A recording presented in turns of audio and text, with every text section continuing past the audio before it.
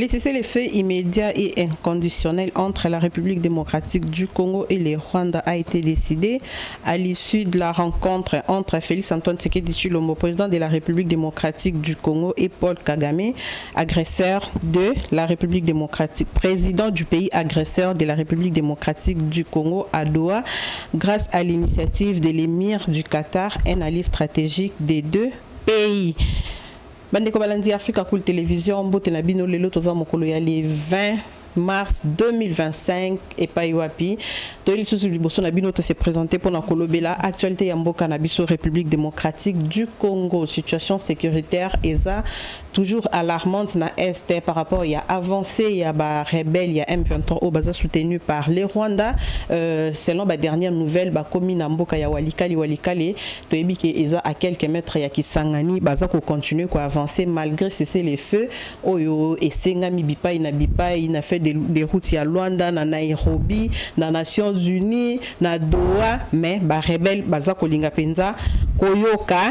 Et voilà, mon collègue Lelo na Mbeli Bino, maître Cédric Mbouy Oyo Aza, président de la Ligue des jeunes, il y a société civile, il y a République démocratique du Congo et l'Ongo Nende Tokolobela, Nde Tokobeta Masolo, il y a Mokolo, il y a Lelo, maître Cédric Mbote. Mbote, maman journaliste. Voilà, boy, madame la patrouille Africa pour télévision. Merci beaucoup.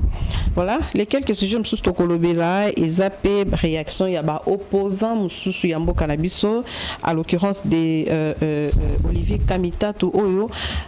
Azako critiquer voyage à Mokonzambo Kanangambo ya Qatar, alobi Fachi ake na Qatar na espoir ya kozwa un illusoire cesser les faits, Azako luka désespérément ya ko freiner avancer ya ba AFC vers Katanga. Voilà.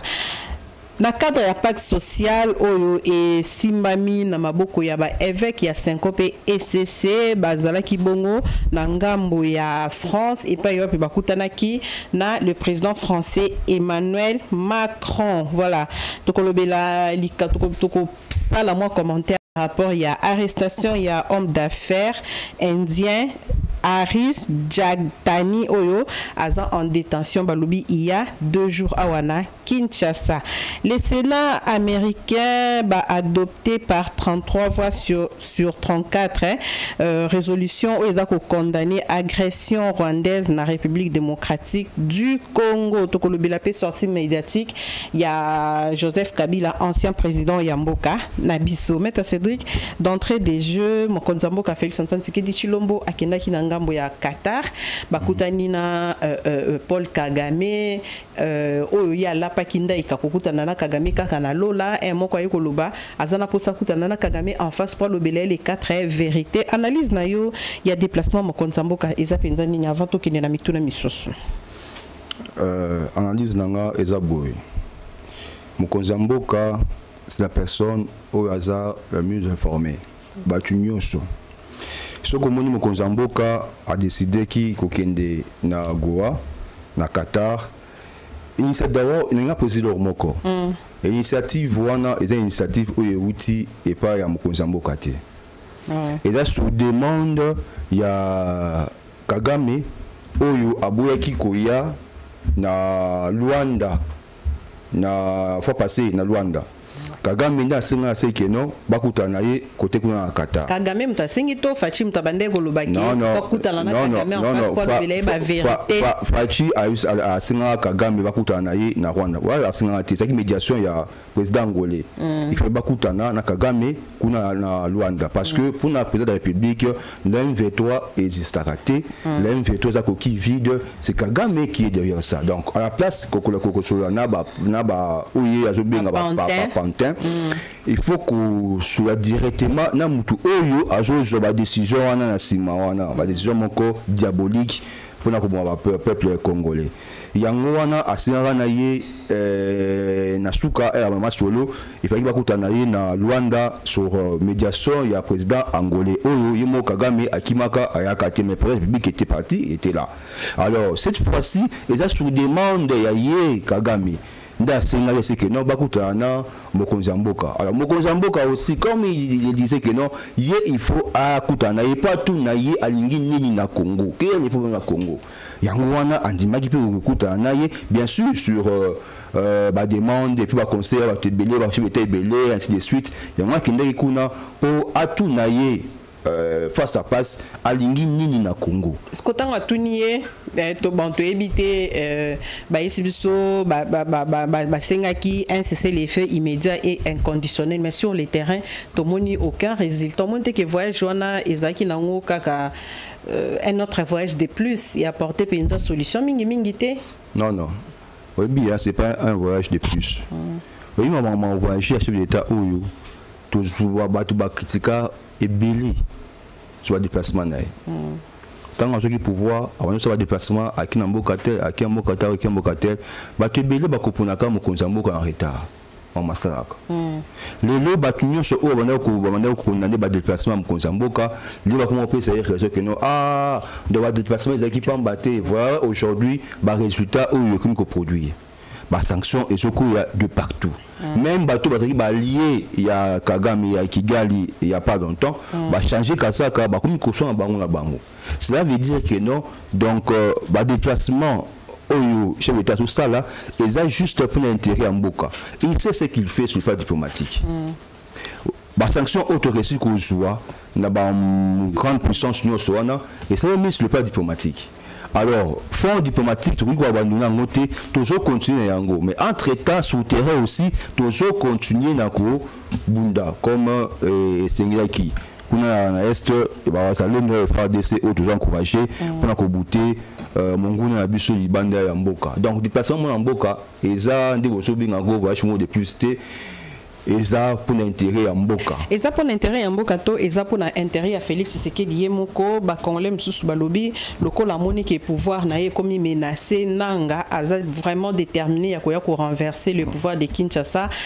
À Kobi Kokende par-ci par-là, qui est aux États-Unis, à Sololi, aux États-Unis, à Sololi, à Qatar, à Sololi par-ci par-là, pour asseoir son propre pouvoir. Est-ce que ce n'est pas pour son propre intérêt de papa c'est Batou Bazo Babongo et Zabatu Oyo Bao jouer chez ennemi. C'est-à-dire Batou critique madame. Tant au bique non azoke kuno pour à sentir pouvoir menacer. Et c'est tout la question. C'est la RDC qui est menacée ou bien c'est Félix qui est menacé. La guerre qui est là-bas c'est pas la fête de la guerre de Félix. Il faut que vous sachiez nier ça beaucoup là. Si même dans ce discours là, il y a discours bon il va bien que ba une 20 ans ça va te bango ti awa. Ba porte ba bango ti awa. Comment voulez-vous que la RDC, le pays est menacé, que non, le pouvoir de Félix est menacé? Non, parce que guerre Rwanda, ça fait 30 ans. Il y a Bitumba en Est. Et c'est Félix, c'est le pouvoir 30 ans. Pour voir que non, le pouvoir Félix est menacé. La RDC est menacée depuis 30 ans. Félix a eu peut-être 6 ans. Vous dites que non, le pouvoir de Félix est menacé. C'est comme si guerre Rosa Est, ils ont guerre à Félix. Et vous à Félix. Mais lui, en 6 ans, qu'est-ce qu'il a fait pour Nakokoli sa armée en 6 ans? Oui, le président de la République a hérité de Rwanda. Hérité de Rwanda. Alors, à l'objet que nous avons mandat, il faut assister à Bitumba au Rwanda parce que le sang a trop coulé. Maman, plus de 60 millions de litres. Il y a Makila et Tingamboka Abisso. Calcule tout ça, parce que Moutou, nous avons zaboué, Moutou, à plus ou moins 5 litres de zaboué dans toute la biso. D'abord, c'est à 5 litres à Makila. Si on reçoit 12 millions de morts, fois 5 litres à Makila, et ça a plus de 60 millions. Il y a litres à Makila et Tinamboka Abiso, mais c'est tout un fleuve. Peut-être. Bateau joie guerre Rwanda, il a comme ça affaire personnelle à Félix. Et ça bateau il pense que non, ceux qui Félix assistent Bituma Est kuna ils ont victoire à Félix mais non. Ils ont victoire à Mboka. Bateau a pendant 20 ans, 30 ans là-bas. Et ça qui n'a pas Félix T. Que ça bande de Félix T à famille naïe. C'est les Congolais. Quand on a guerre oh c'est plus de 30 ans, bah qui dit ça au niveau il y a mandat, il y a Félix Antoine qui s'est Wana ils a battu où ils vont jouer il y a ennemi bato balingi comme biso na ba logique ba de l'autre comme boui ou comme biso n'est pas mon côté. Le peuple souffre, ma cliente à chaque jour, na Goma, Bukavu, on tue les gens jusqu'aujourd'hui et vous nous dites que non, à ceux qui ne comptent pas Pamba parce que pour pouvoir les menacer. Ah non. Son pouvoir n'est pas menacé. Mais maman, ça c'est le courant. Son pouvoir n'est pas menacé. Pourquoi? Parce que surtout quand on a fait ce qu'il dit, on dit cahier des charges tôt, et c'est fini. Vous direz que non, Félix, mais il faut pas menacer. Si aujourd'hui Félix, à ce bout de Mawana, à la politique, et ça juste pas résoudre le problème à Congo. Et le problème individuel, il y a Félix Tshisekedi. Tu sais qu'il a pouvoir en aller, c'était simple pour lui. Soit juste un dima des éclatato soulever na bango et c'est tout comme ça qui à l'époque le régime passé en 2012 avec le M23 c'est bango sur et voilà conséquence ça lelo infiltration mixage brassage et biso na situation où que non armée na biso est incapable il y a côté ngui à cause il y a infiltration à outrance ou à Kotsaka à l'époque sous demande il y a CNDP, RCD ainsi que M23 1 pour M23 2 alors pour Tsika qui s'engage en Mboka na Mokonzamboka c'est un patriote ou à Zobunda pour Mboka Makila Kongwe Tangi et Tsika Kutanga alors je dis que c'est ça qui peut pouvoir c'est simple pour lui à renégocier Kabila qui en 2012 et c'est fini. Voilà, à renégocier Kabila à négocier qui lelo et même il a problème et belé kasi likambo ya cesser les faits au maître Cédric likambo a cesser les faits au na Nations Unies balobi yango to kotiawa ba conseil à Nations Unies spécialement pour la situation ya République démocratique du Congo avec à la tête maman Thérèse Kaikwamba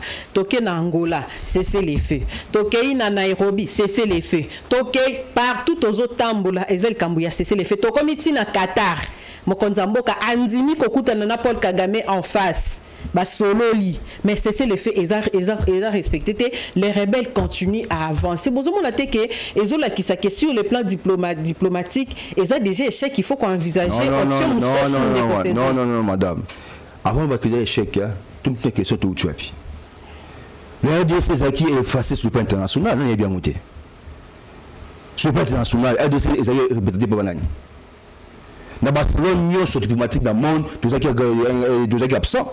C'est quoi banda changer la guerre contre échanger parce qu'aujourd'hui vous avez les sanctions aux Okou et le Koulamboula sur le plan international aux qui est possible lobby. Quelqu'un se croyait pour un petit presse partout, il circulait partout. Et parce qu'il y a dans le bassin, il y a un tapis rouge. Mais c'est comme si on veut dater. Mais aujourd'hui, après, on a déjà au Kangamana et Kangamelier.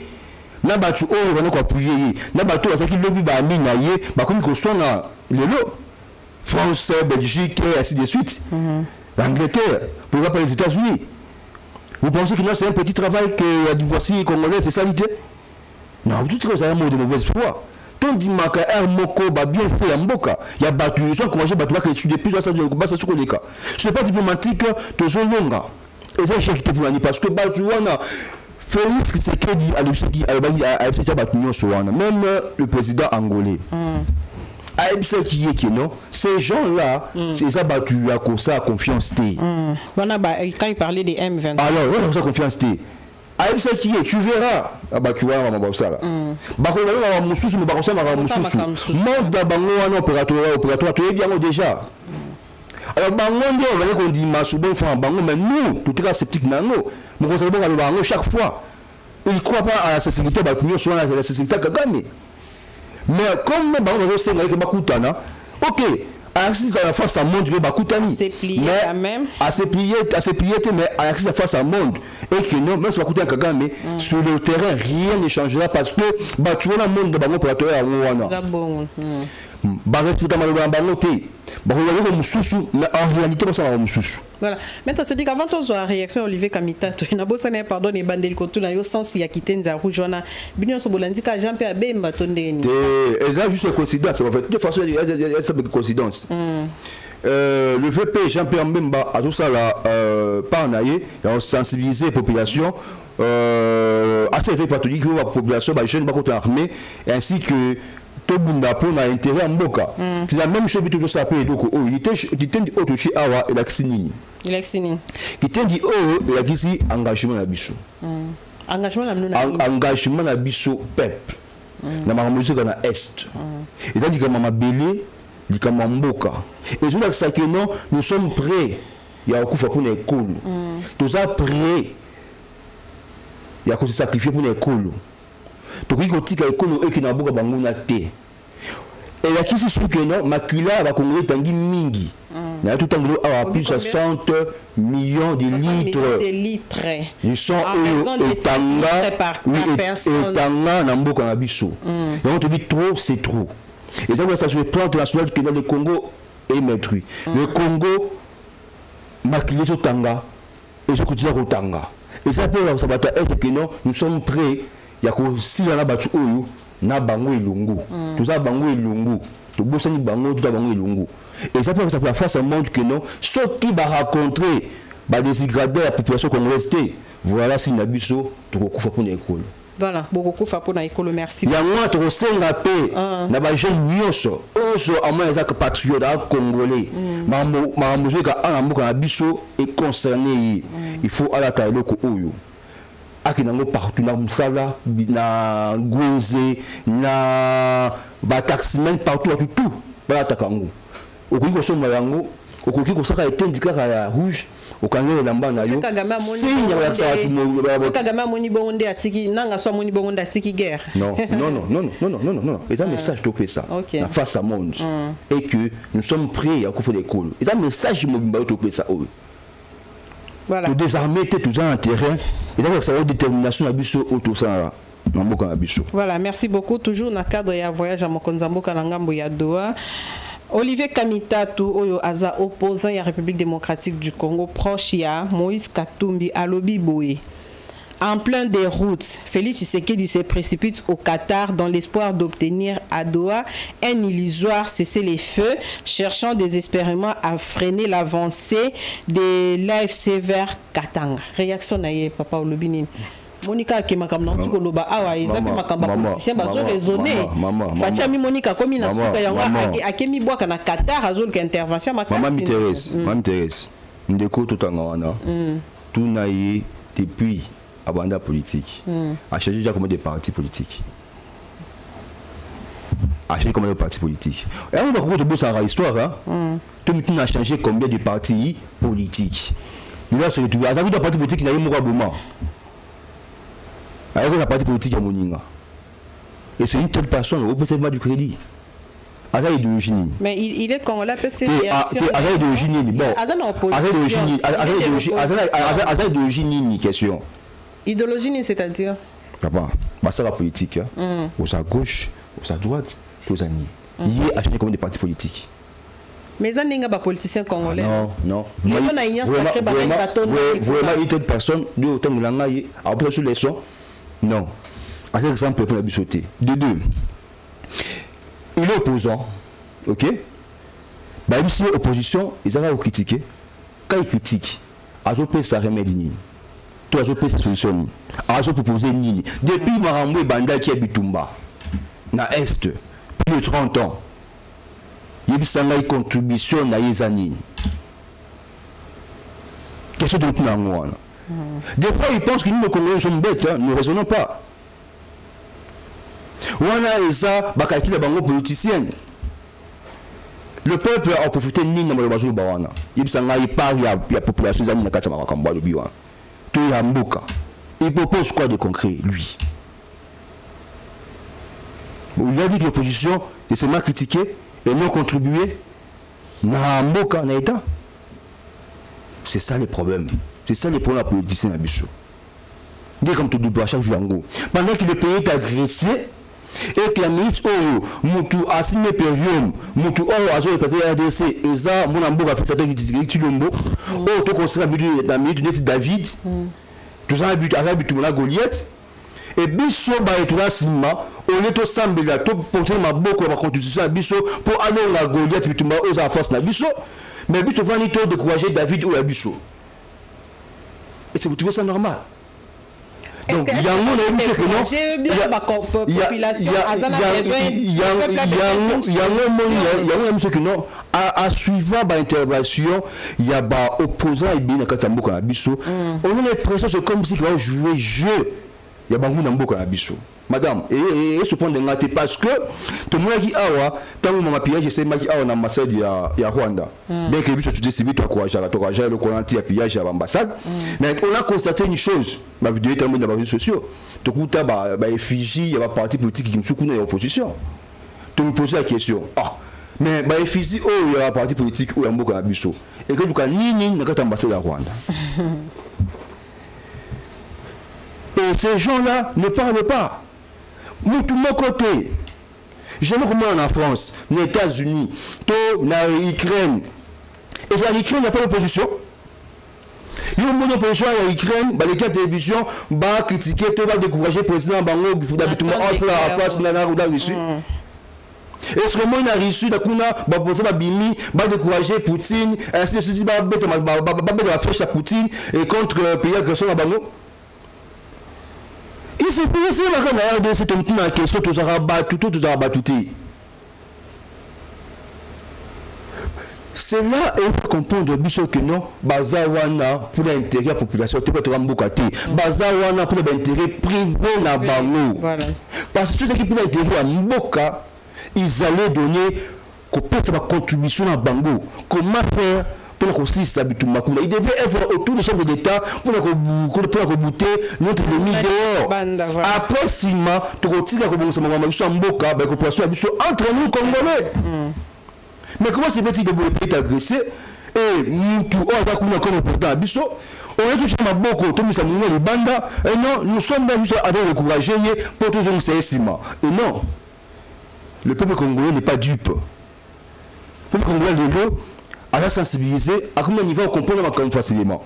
Donc, réaction les Wana, ils ont il y a aucun moitié parce que ça me donne à opposition. Au Kolobanini n'a avancé à M23, les Lobazu Walika, les maîtres Cédric. M23 le commune Walika les kalamingité on les souhaite pas mais akokoma na Kisangani Katanga baye Kishasa wana biso soto komi esclave non madame l'ennemi continue à avancer biso koto toza dans la distraction victoire diplomatique tango makonza mboka bimaki ba caméra pero loire et mona quitté félicitations nani pendant que kuna l'ennemi azo continue quoi avancer entre temps ba militaire na soki pas zo tikela ka bango nzela soki ndeni tozo ebate au lieu de se organiser on est dans le folklore. Madame, autour de Awaki, non, c'est que il y a qui n'a doa. Bakutalina, les sanguinaires Kagame, l'assassin. Kuna ressuscité des Bimaki. C'est le feu. Ok. Bani va attaquer. Bango, non? Le problème, c'est quoi? Tolingité, ce n'est pas le plan international et il m'a dit que non, même nous, les Congolais, même nous, le gouvernement congolais, tous respecter, d'accord, tout, négociation. Parce que Bango va se reprocher Bisso, soit disant, c'est une opinion à Bango. Le Rwanda, ok, non, Bisso respecte à Bango, engagement à Bisso. Nous ne voulons pas reposer ce Bango sous Béchu, non, voilà, Bango va respecter le Rwanda. Va signer, cesser le feu, tout va cesser le feu. Lobby, mais Bango va attaquer, la position de la FARDC, dans la Salendo. Tout réagir. Parce que biso tout ça dans la logique il y a respect d'engagement à biso Mokozamboka c'est quelqu'un a respecté comme malobana y engagement soka et je dis que ça se peut international comment Bango ils sont pas prêts c'est pas ça le problème pour nous Bango va juste que non bacanisation va se mabéré là le président public à lobby à faire comprendre dans ce plan international. Maintenant, à ce stade, qu'est-ce qu'il faut faire pour notre crise? Parce qu'on a compris que c'est l'effet au bazar au Sengabiso et au Simbate. Qu'est-ce qu'il faut faire à ce stade pour la crise? Il y a un moment biso la société civile, tout à l'heure la fois passée, vous savez côté qu'on a des cas de Salaki, on va descendre tout ça mais qu'on soit dans le terrain, tu vois qui bien que non, biso tout ça contre dialogue nani na ba M23 batouana parce que batouana bangoté ok na sima de bango wana to ko le côté au contraire to ko mixage brassage et puis ba ko blanchi ba zoni awa ba poste ainsi de suite on te boit que le Kouana. L'une des raisons même société civile de RDC et boit que le Kouana. Pour te dire c'est à noter. D'où option à biso et zanini to continue pour Bunda Bitumba. Sur le plan terrain na Bitumba et puis sur le plan diplomatique. Vous comprenez? C'est ça le défaut autour de Bunda Bitumba. Et on te boit on va te le quoi. On moni que non ni de l'obité. Oui, tu veux dialoguer ni maman. Yondo zawana okoki kondima. Mutu aboli mwana yo na misu na yo ba violer mwana mwasi na misu na yo le mwana mesa moko oseka na ye mutu aboli osula na odologie na ye au moins cause insensible au moins cause mutu moko za pratique wana po mutu za pratique wana kondima yango jamais et ba soko ta bumati mukula lelu po mutu za posa odologie na batu asaka ba acte bongoté. Voilà. Si les gens continuent à tuer, ils continuent à tuer pourquoi? Na Goma wa Goma, Bazu Bukavu, maintenant ils tuent pourquoi? Ça disant le libérateur, un libérateur qui tue la population et chaque jour, ah non, c'est des maîtres. Voilà, ce sont des intrus, tout le béla, sortie médiatique. Nous espérons, en tout cas, nous sommes de cœur avec Bande Konapso, Bazanangambo, Yagoma, Bukavu, Bunagana, Walikale, tu évites le biso qui vous a la souche Mboka, Nini. En tout cas, Papa Nanga, yo sala no ma camion solingi, sala na yo santété na yo na ba sanction, santété na yo na ba décision sur les autres sur le plan international. Mais le moment de Dieu arrivera, parce que la RDC appartient à Dieu. Oh, Makila ya ba Congolais ozo continuer ko sopisa. Makila ya ba innocent, on voit dans des vidéos bande ko bazakuna bazo faire parvenir so ba plainte la bango comment vous les maltraitez. Bapona quitté kozala ba Congolais, ils n'ont pas choisi d'être Congolais. Dieu a voulu qu'ils soient des Congolais. Yo ondimi kwa ko boma. Et puis avec les autres bakeno banduku yango. Banduku yako on ba à chaque jour. C'est ça. Banduku yako. Non, c'est un assassin. Mais un petit mot quand même par rapport il y a ba sanction oyo ba kitiseli ba comme bananga et les autres bien que ba sanction ngo tozo zela penza ndenge député européen o alobi tozo zela penza et kende musika tozo zela pe effectivité nango et salima et kokisama. Maître Cédric, un petit commentaire. Oui, il y a M23 basé sur la sanction et qu'ils ont reçu il y a ce pas diplomatique qui a fait 10, les gens diront que non, ça. Non, ce qui nous tasse le comment bien au moins petit résultat qui toko et bon pour applaudir pour couper ça le ngonia et ango. Il y a un moment opposant au bateau que non, à voyage des toits et ça comme ça, ce sont les gens qui sont pas prêts à contribuer pour la ensemble au Bisso. Les lois sont reçues du Toumana Est et ça Victoire Félix de mon côté. Et ça Victoire ya Mboka Mobimba, ya Pepe Mobimba, liberté na biso, ya bana na bakoko na biso autotique là, prospérité à Mboka o na kimia. Alors ba sanction wana ezoku la bango et ça y a pas embatté parce que bah toi dans ce plan international il y a quelques mois on a que voyager calmement bazo fonctionner balingi ainsi de suite. Sur ba sanction c'est parce que du côté congolais automatique si pression sur le plan diplomatique il y a qu'on faire comprendre des bango que non bazo ça les a bien Kagame bazo ça là à ce moment congolais et bango bata simanaye pour ba encourager nako Boma, peuple congolais. Aujourd'hui, ce plan international s'est prouvé et confirmé, même au niveau des Nations Unies, que non, c'est le Rwanda qui est pays agresseur. Quelque chose où il n'y a pas longtemps, tout mon côté abandonné le Bango sur le plan international. Aujourd'hui, Kagame ne sait plus aller dans la rencontre internationale à cause de l'Okwana. Il devient de plus en plus isolé. Par exemple, relations diplomatiques dans la Belgique, la France, l'Angleterre. Et Benda a dit soit comme ça. Cela veut dire que non, c'est la fin des titulaires d'Afrique qui est Kagame. Rapprochement entre Félix Antoine Tshisekedi Tshilombo et Trump. Tu vas comprendre en temps sur Ndambo. Voilà. Et ça, le babouille. Bissou va la société civile, tant que tu n'es pas aussi de tout le monde, tu sais bien que non, tu vas continuer à commander dans le terrain. La minute où Mkonzamboka azo c'est la réforme et armée bon pas réforme mais azo formé ba commando ba soldat na biso ba jeune na biso nyonso oyo ba kendaki na recrutement o ngai pe ka mité pe na okende pe na kuna parce qu'il faut tout pour mboka il faut biso comme basoda parce que te age qui ça nan so mboka ça kata makambu babenga même ba vétéran ba ya makambu ba intervenir c'est que ça na Ukraine ba nyonso ba mobunda alors au moins tandi mboka na biso ça munini mingi alors tout ça mboka biso a besoin plus ou moins à 500 000 hommes militaires pour pas dire 1 million. Tu as besoin de pour sécuriser mboka biso mobimba parce que biso a mboka biso yeti ka coffre fort hein tout ça un coffre fort anda kuna yo au tri porte pour aller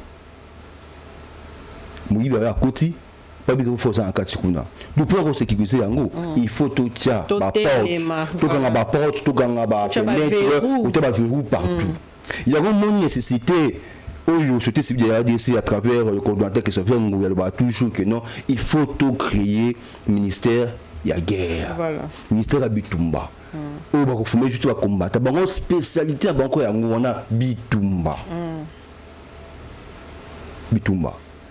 pour la dissuader pe sangwe kende la pays se faut que non profil ya moto sengela diriger ministère ana bo envisageant bo raisonnant déjà batu bazar ebeli on a fait d'accord ancien rebelle batu bazar oh maman rebelle rotation ramni est-ce que bon bazar na gouvernement rebelle est-ce que fait dans la cas moto bunda guerre moto sala armée to c'est pas spécialiste na makamwa bazar mboka biso batama ebeli voilà mboka biso déjà c'est ebeli même initiative wana yuti na mutu ya qui se fait ngoi il a des idées autour ya bloc wana c'est un grand stratège batu so bien ngo ah ça va stratégie bien à l'époque de l'opposition ainsi de suite ou en 2015 Kabila akanga quand même yé ah ça il y a un mois on est à côté ça dit prison 1 mois et demi c'est parce qu'on avait trouvé que non matrice stratégique quoi ça qui joue à ça en 2015 wana même l'année c'est capable de redébloquer yango c'est ça qui veut à cause de yango de bakanga qui voilà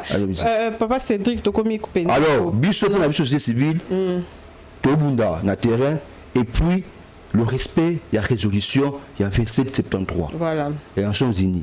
Oui, Senga et que rebelle tout va se retirer dans le Gabicho. Il y a un voie de sortie de Gabicho. Mais non, tout qui bango ba olonga ba olonga boka la bamba kende wapi. Bazambo wana za basoda. Wana za basoda.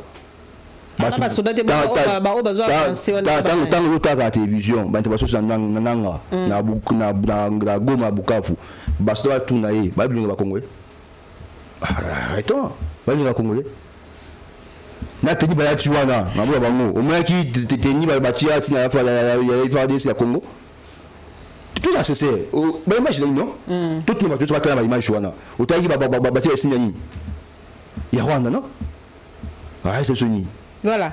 Merci beaucoup, Maître Cédric. Rapprochement, réaction non, par rapport à rapprochement entre les pouvoirs de Kinshasa et les États-Unis. Mokonzamboka Alobi aligné co-signé après ça qui interview Mokolo Alobi aligné co-signé bisigna signaté et koya ko peser Mboka plus tard. Il n'a pas besoin d'asseoir son pouvoir. Tout ce qu'il fait, c'est pour l'intérêt de la République démocratique du Congo. Biso tokopé sa États-Unis ba minerai stratégique et puis nanga mona bango bazong selibiso sécurité, Maître Cédric, et puis commenter après la même ordre d'idée parlement américain adopté par 33 voix sur 34 résolution et donc condamné agression rwandaise dans la République démocratique du Congo. Votre réaction, est-ce que c'est Ngelika Katokende toke Doha toke États-Unis tokenda ki Chine toke boy mais jusque là maman une façon peut y côté Kambo maman te mokozamboka kotambola partout alors ba kiango clairement avec clairement qui fasse ça de traverser Bitumba wana partout bakobenga yi oza pina ntia ko se Bitumba est mokozamboka okende okende pour intérêt ya Congo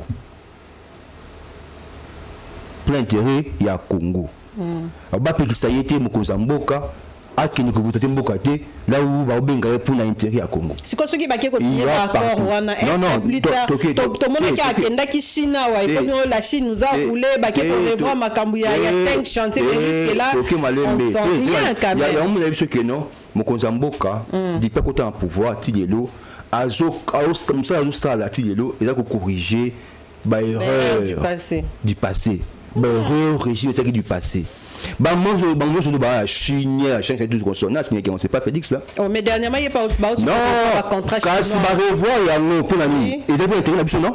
Mais jusque-là, on sent rien. On a revu pour la bonne nuit, intérêt d'abus. Jusque-là, on sent rien. Attends, durant tous ces temps, on va contrôler les exécutions. Il va perdre. La RDC, hein? La RDC a perdu. Oui, c'est vrai. Les minerais. Vous comprenez? Alors, sur le moment où nous sommes bongo, tu sais, hein, par exemple, le président sur le camp Mboka, s'il y a un président sincère, vraiment sincère, clair, un démocrate, il a Félix Tshisekedi Tshilombo. La présidence sur le camp Mboka, lui, quand il vous dit quelque chose, vous le croyez sur parole parce que à ça exactement, Maloba ou Alobi. Obabi a Baloukani, papa. À Baloukani, à ça, c'est maman Alobi. Comme preuve, en tout le monde, c'est ça qu'à l'époque, au régime passé, il y a signé un contrat, on a signé un contrat, on a CNDP, on a RCD, on a M23, on a M23, infiltration, on a message, ainsi de suite. Le contrat, on a de gouvernement, évidemment, à mon amboka, Félix a été Diombo, il s'est dit que le contrat, on a caché tout le bayango, tout le quitté. Il y a un mutaja où on a dit que bon makaba contrat parce que ici ce contrat c'est au nom du peuple, c'est au nom de la République. Il engage la République. Alors il dit que tel contrat soit signé pour le peuple à bâtir. Il engage avec transparence. Et sa réponse aux pèse directement, tu indirectement, tu vas penser que non, à ce que nous devons faire à soi pouvoir, n'est pas par maman. Bah soit qu'à pouvoir, pouvoir à la population. Parmi tous ces acteurs là, aucune personne Aza admis par le peuple comme Félix Tshisekedi.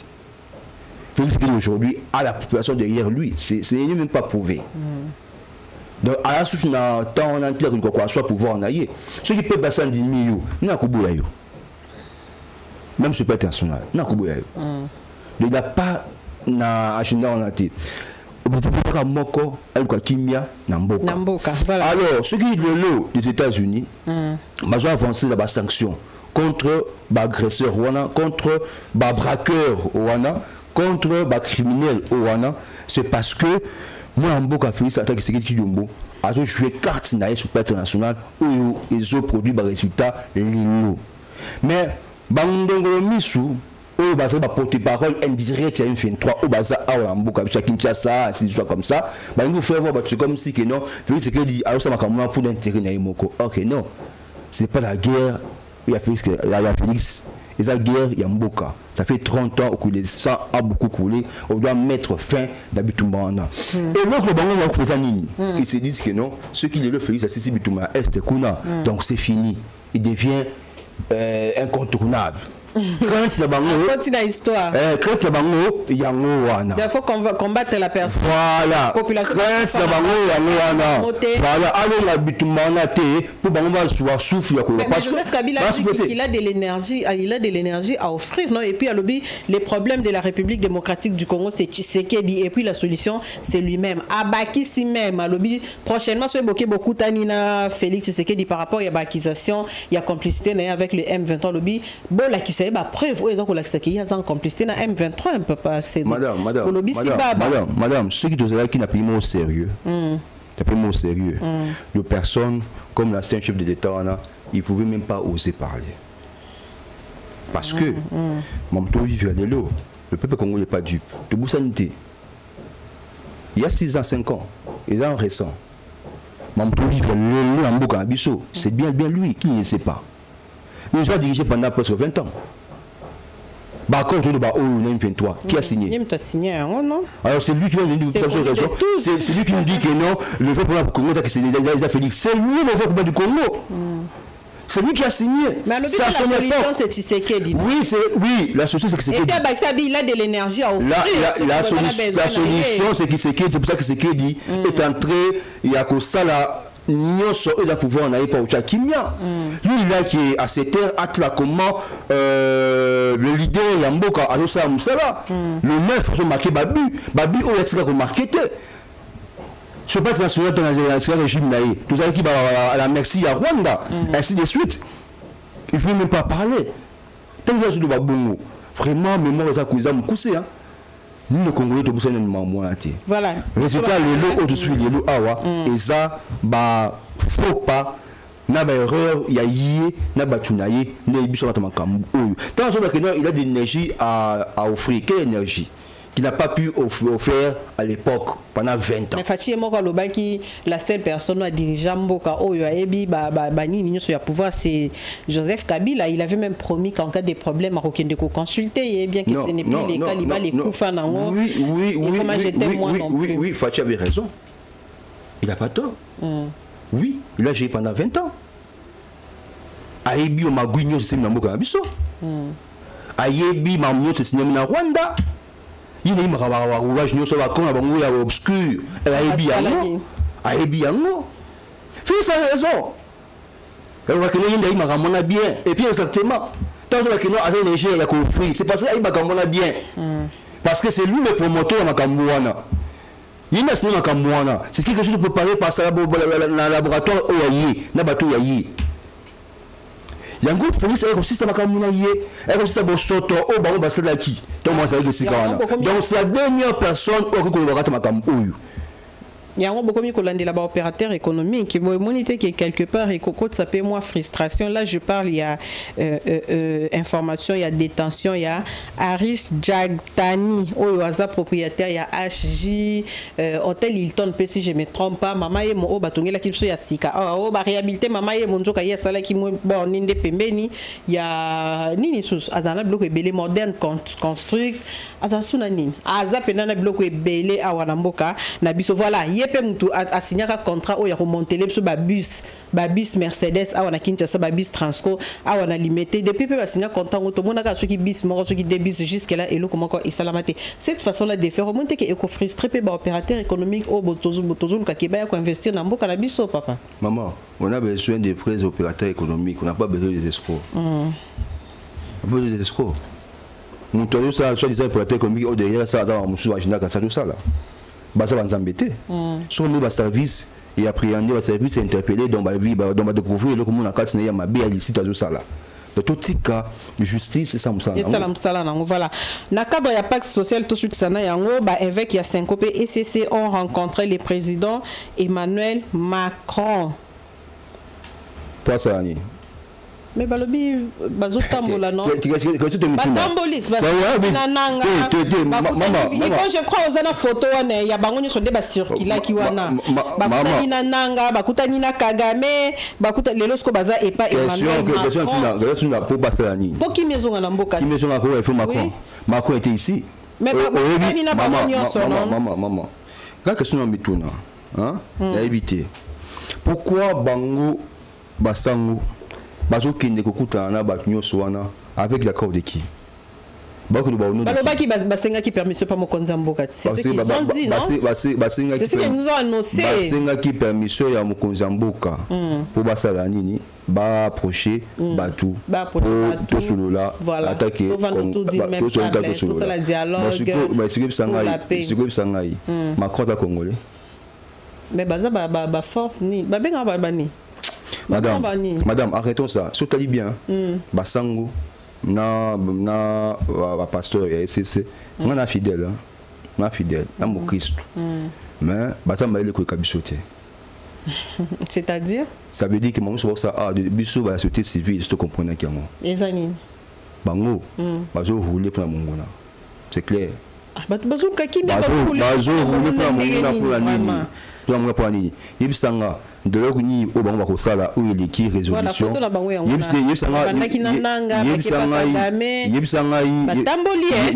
de l'autre ni au bango bakosala où il écrit résolution 2773 voilà. Nations Unies. Je vais être d'accord avec eux. C'est pas que ça le bingo se peut transmettre disant que non. Voilà, on va appliquer résolution 2773. Ça va tomber parce que qui n'y a pas de par résolution 2773 pour y avoir des assommés à c'est une décision qui a été prise par les Nations Unies aux représentation à monde mobimba il semble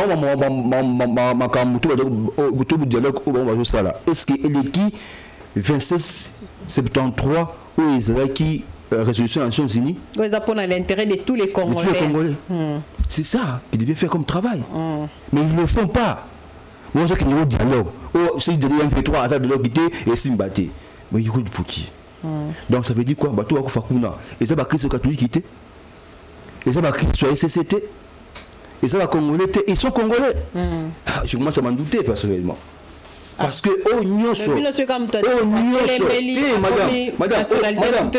que quelqu'un donne un avis contraire à la nationalité, quel avis contraire? Avis contraire, ils ont été Mboka. Les lots de discussion, moi je dis ah ouais. Et c'est na plateau, na média, na propos au passé quand ils ont ça qui, monseigneur Cholé à l'Obaki. Et j'ai suivi encore il n'y a pas longtemps, Isaïe Évariste Mabia, le pasteur, a confirmé le courant. On comprend tout. On comprend tout. Voilà. Il pense que non, bango va s'emballer comme communion son nom. Tu sais, bango c'est tu vas pas Christ dans bango, mais tu vas escrire dans bango té. Bongo la biso et so sala dans bango. Voilà. Ceux qui va continuer à lire wana, va changer kazaka té. Tokobo ya bango pe na l'église na biso toko se voter contre bango. Voilà. Parce que l'église wana ils ont composé biso ba fidèle. Biso fidèle de ça ka bango. Ce to boyi bango ba comme ça so ba kambi na biso té. Donc ce ba so jouer jeu ennemi, il est temps il y a Batika Babongola Mitema voilà.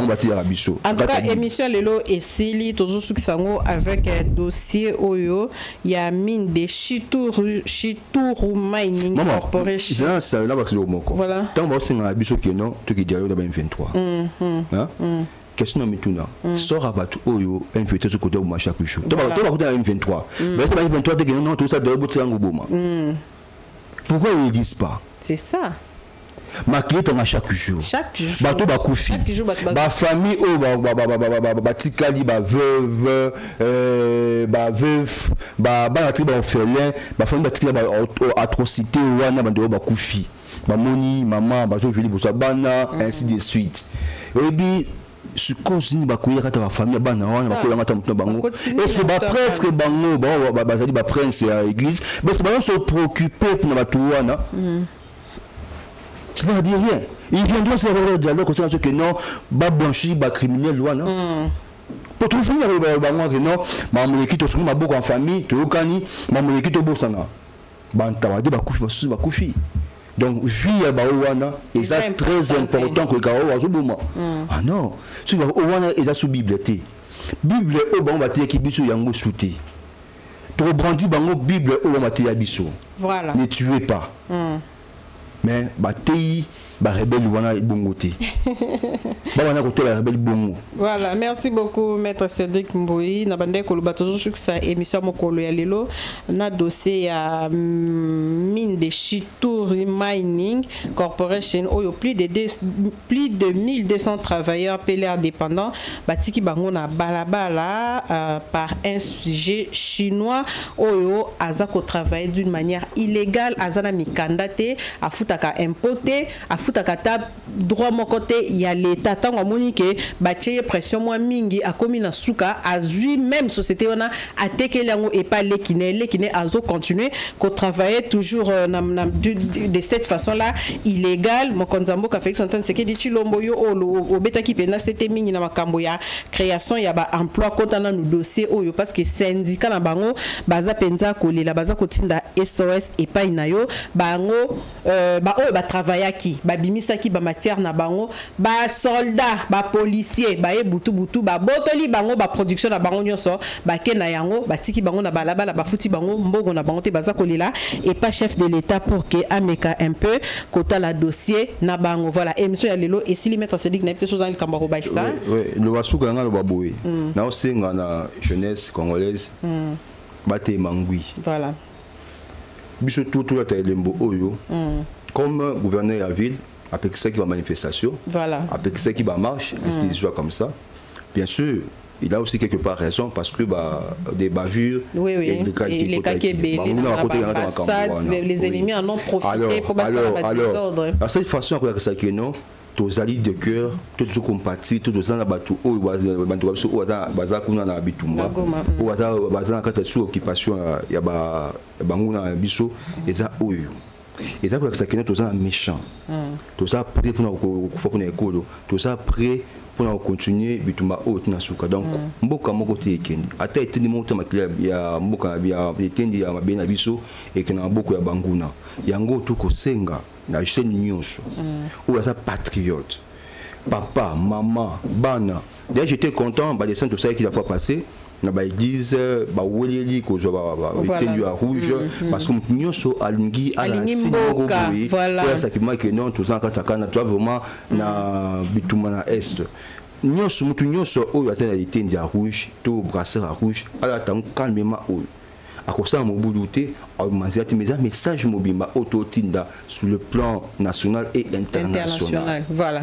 Merci beaucoup, Maître Cédric Mboui, pour avoir répondu à notre invitation d'aujourd'hui au Tolobeli Penzaba question d'actualité. Nous espérons que de l'autre côté, tout a avancé ou écoquitamité mayaba quand le temps bazoa qui goma nous tous on était mobilisés. Mais depuis un moment on dirait bison sto komi kobanga ba msusu ceux qui bazo de la nanga ngwa ya kaka mais moi non on vous rassure que nanga akoma kishasa te nanga ni renversera pas c'est impossible. Félix Tshisekedi a kokeneta aussi sa mandat na eninga lobaki akosi sa mandat na et puis après lui il y aura une autre personne à diriger Mboka Oyo. 30 ans ça suffit, 30 ans de massacres, 30 ans de viols, 30 ans de vols, ça suffit, 30 ans d'humiliation et coquille. Maître Lobaki combien de litres hein? Combien de litres 60 millions de litres et coquille to kondima sous humiliation to kondima sous bêtise parce que tout ça que non tu coûtes 12 millions. Oh bah tu content coup. Bah tu fais ce qui 9 000, 3 000. Tu as comptabilisé à noter. Tu as 12 millions. 12 millions. Oh si tu décides de 12 millions kala. Voilà. Merci, restez connectés dans Africa Cool Télévision, continuez à vous abonner massivement. Merci Naïgo derrière la caméra puis la réalisation. Tokutani prochainement dans ma solo Yassika. Bye bye. Africa Cool, et abena cool, Africa Cool, abena cool, le quoi cool matopi. Après toujours,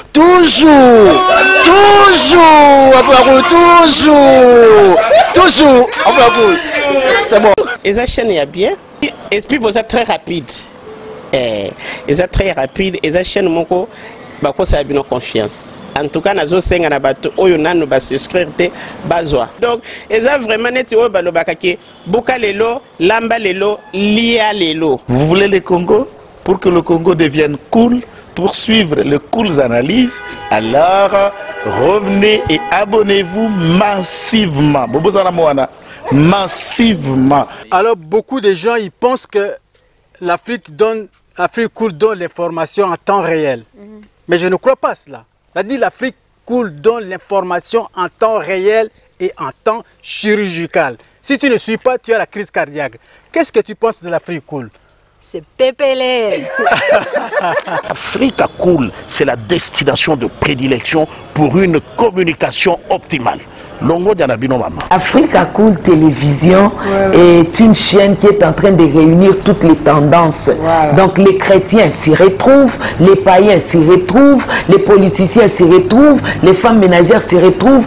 Donc Eza et Loro Nabiso, to sepe la ranango, yango chaque fois son aïe na Kishasa, il faut namona Africa Cool. Et au monde de la chaîne Oeza impartial. Et le rôle de Babino, vous méritez le soutien de la population ainsi que des institutions complètes. Bisognoso, tous s'abonner à Africa Cool. Africa Cool, oyo. Zengo, Africa Cool, merci beaucoup, leader. Non, je remercie en tout cas Africa Cool leur support et on leur souhaite bonne chance pour la suite. On leur souhaite le plein succès. I'm coming from Johannesburg. I'm one of the subscribers of Africa Cool. This is a great channel. You watch news that are very fast. I would like to ask everybody to subscribe and then stay tuned. Thank you very much. Un mot placé, un petit mot par rapport à la récompense Oyo. Ah, je félicite très sincèrement Africa Cool. Voilà. Je n'avais pas opéré le mauvais choix. Voilà. J'avais recommandé, je me rappelle que je disais que c'était une destination de prédilection pour une communication optimale d'excellence. Voilà. Nazanga Mogote Tala, YouTube Yemoko à reconnaître que Napona qui m'a bêté. Au moins, il y a choix to salaka, ba réflexion to salaka. tikala kaka abonné à Africa Cool. Tikala comme ça tu partages. Bravo Africa Cool. Merci beaucoup. Bravo Bino. Mutubo s'abonner parce que trophée Ezali à Bino. Ezali partagé. Moi je me sens aussi copropriétaire. Il y a prix Oyo. Bravo Africa Cool. Merci beaucoup.